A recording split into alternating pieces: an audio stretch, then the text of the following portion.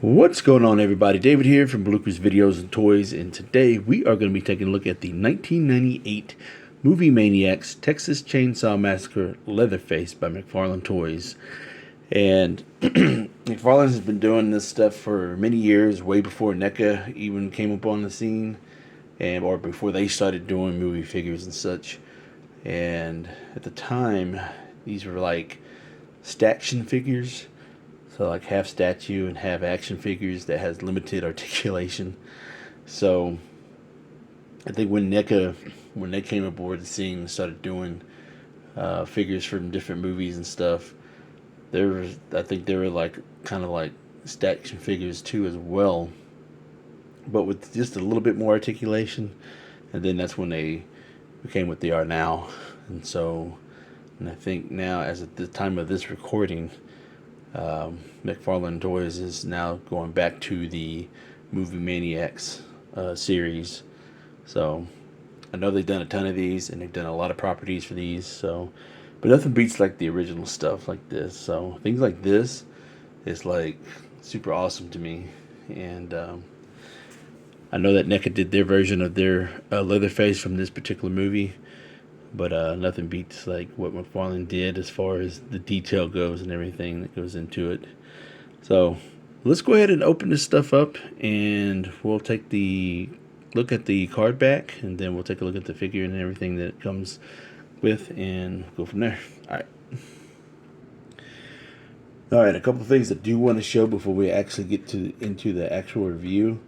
With the clamshell, even though it's a little yellowed. But I think what was so cool about it, on the slip cover right here, you know, they added the little blood splatter to add it through a little bit of effects, and then they got the little movie poster right there. So I thought that was really cool. But I do like the fact that they did add the blood splatter along the clamshell cover. So I think that's a nice little touch right there. So it sure is it does grab your attention if you see it.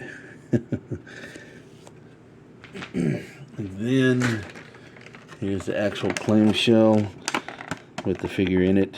So it comes with all these accessories and stuff. Bucket chainsaw, severed head, a severed arm, and then you got the this thing right here. Can't even think of the name. Hammer. But I do like the fact that they got the blood splatter here and stuff. I think there is a variant where he doesn't have any of the blood splatter, because I know that, you know, Todd likes to make different variants and stuff. So the bloody variant and then the regular variant. So, or the regular, and then they have the bloody variant. So it's really cool. And then that aside, because it comes with this cool stand. It's a really big stand. It's really heavy too. I can tell this is a heavy stand. So let's go ahead and get this stuff out, and then we'll take a closer look at the card back. Alright, so here is the card back. It's got the photo of Leatherface right there. Leatherface on the side. New Line Cinemas. And then warning choking hazards. Then MacFarlane Toys right there. And then here it says Ultra Action Figures. Kind of dark right there. That's why it took me a second to read that. And then you got the main photo of Leatherface right there with his chainsaw. And then Texas Chainsaw Massacre. And then Movie Maniacs. And then here is the back of the card. There's the Collectors Club. Don't know if that's still active or not. And then there's the number if you want to call. Check that out. I'm pretty sure it's still active, but something else. And so here is the Movie Maniacs line right there. Series 1. So you got Leatherface, Eve, and I know she has a variant. And then you got Freddy, and then you got Patrick from both Eve and Patrick are from Species 2. And then you got Jason Voorhees, and this figure is based off the Jason Goes to Hell figure. So even though it says from Friday the 13th, it's basically based off the Jason Goes to Hell I'm drawing a blank right now. So yeah, this Jason is basically based off that movie, Jason Goes to Hell. Excuse me, I'm sorry. But anyways, but I would like to get the rest of these. I know he's kind of pretty sought after, and then these are pretty easy to get, So, but yeah, would like to add these. Even though I know NECA has a version of that. I know NECA did that, and a lot of people probably say, "Oh, you need to get the NECA version instead." But that's cool and all. But if there's a first time for something like this, I'll get it. Just because it's the original. Even though they made Freddy figures when the first movie came out, they're more like doll-like, like Barbie doll-like figures. But for something like this, like a Staction figure, that's like pretty much the first of its kind. But anyways. So, yeah. So then also advertisements for Dark Age Spawn Series 12, the Kiss, the Psycho Circus, and stuff like that. So, yes, sir. Alright, so let's go ahead and take a few minutes and get Leatherface and accessories out. Alright, so Leatherface comes with a load of accessories, as I showed earlier, and comes with this cool movie poster stand and everything. So I think during the later lines, I think McFarlane stopped doing these stands like that, which is a shame because this is very different and unique. And I understand it's probably cost effective, it's heavy, a lot of plastics being used that they can use for other things and stuff.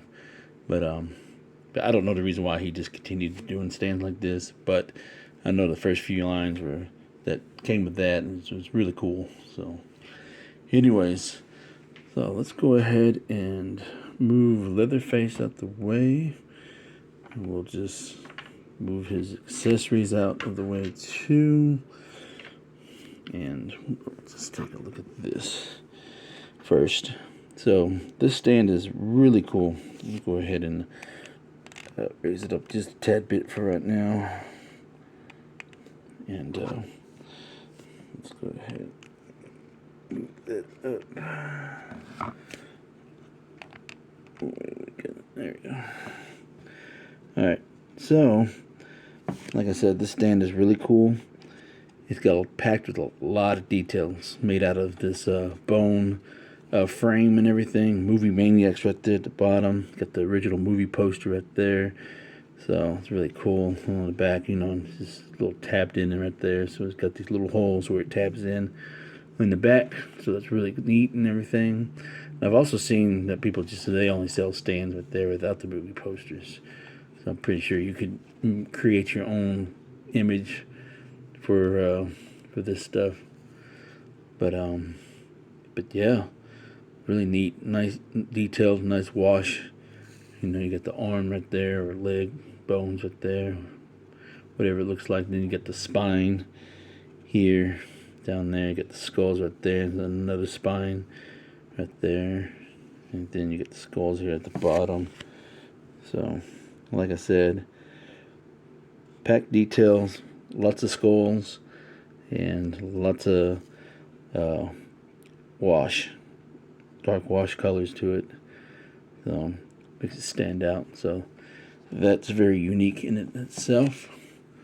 So we'll just put that aside here, and then we'll take a look at his accessories. So here is the chainsaw. Looks really cool. Very soft, pliable too. Because when I was taking it out of the plastic, it was kind of bent a little bit. Bend a little bit. So it's not all the way straight. As you can tell, it's a little crooked right there. So I'm pretty sure you could probably straighten that out. But this thing is old. So it's all bent, warped. But anyways, but as far as the chainsaw itself, nice detailing. It's got the yellow paint there. Got the black and silver handles right there. The black right there. And then the blade, the saw itself. I do like the fact that it's got that blood red colored right there as a wash. And very unique, very nicely detailed and painted.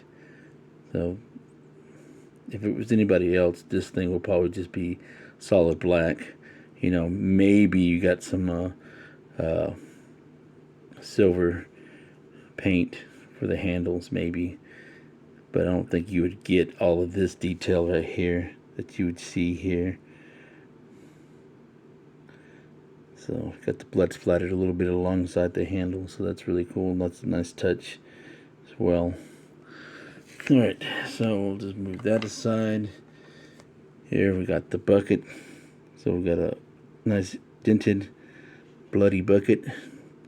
I like the fact that they added blood on the inside. It's a nice detailed touch right there. You probably wouldn't have got that with any other company at the time. You'd probably get the blood splatter on the outside, but nothing like that. It would just be regular silver paint on the inside. So that is a nice touch that McFarlane did do. So very realistic. So went all out on this thing. Then as far as other stuff goes, here is the hammer. So nice wood texture right there. And then you got the silver hammer right there. Painted in, you got some blood splatter there. Nice texture, touch right there.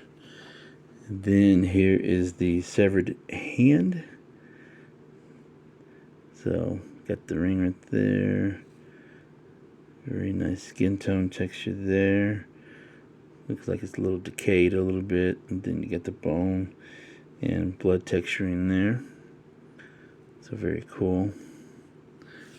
And then as far as the head goes, here is the severed head. Nice texturing in the hair.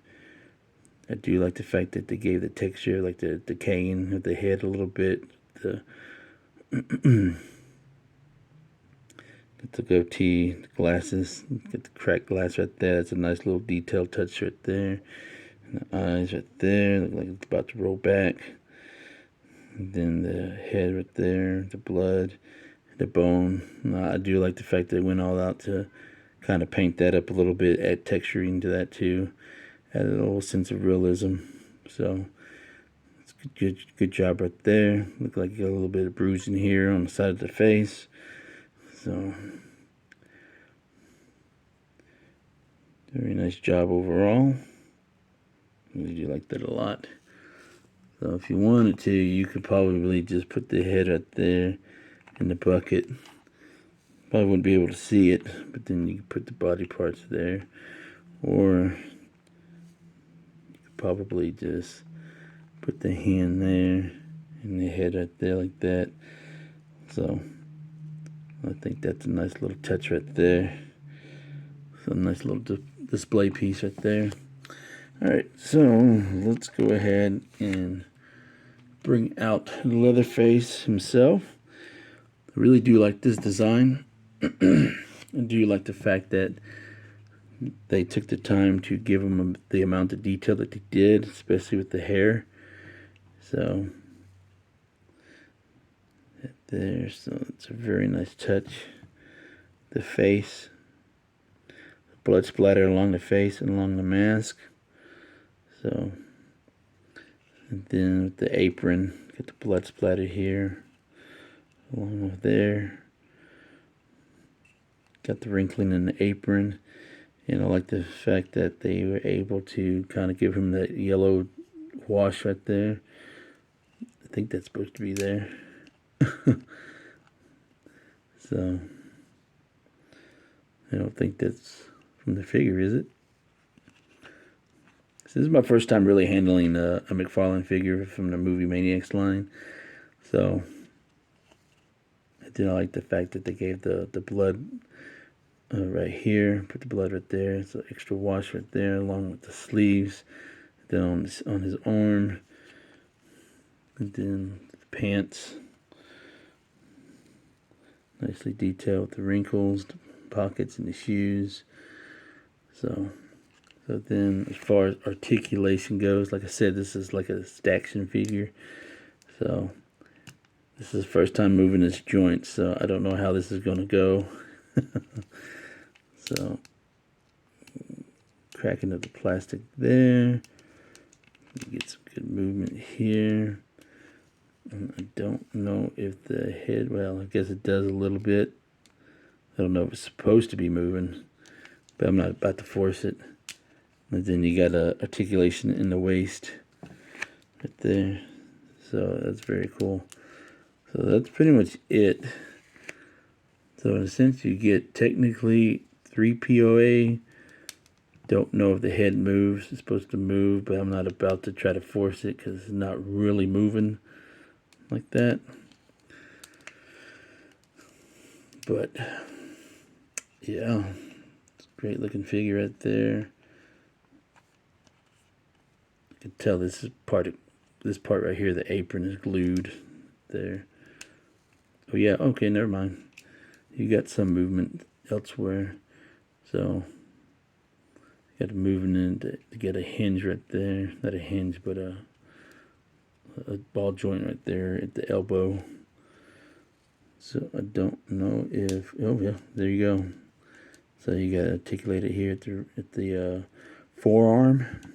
So that's it right there. So yeah, I guess you could say it's technically a 5 POA or 6 POA. I don't know about the head part, but I'm not about to force it. But everything else, like at the forearm here, you got it. And then you got the elbow, and then you got the waist articulated right here, and then the arms go up and down. So let's go ahead and put the chainsaw in his hand. Alright, so that's one posability that I got him in. I'm pretty sure he could hold it another way, but I do like it like this. So let me see if I can get him in another pose. Alright, so that's the other pose I can get him in. I'm not a very good at posability when it comes to stuff like this, so I think that's about the best I could do. But I do like the other way that I had it originally.